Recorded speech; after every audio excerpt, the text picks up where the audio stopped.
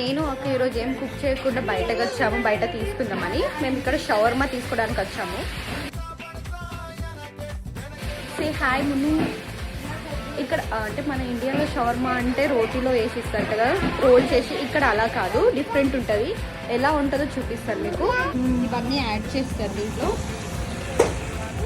ఇస్తుంది చికెన్, ఇది మొత్తం మీట్ మిక్స్, అన్ని బీఫ్, ల్యామ్, చికెన్ అన్ని మిక్స్ ఉంటుంది.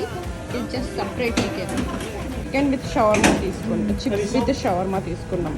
ముందుకు సపరేట్గా తీసుకున్నాం.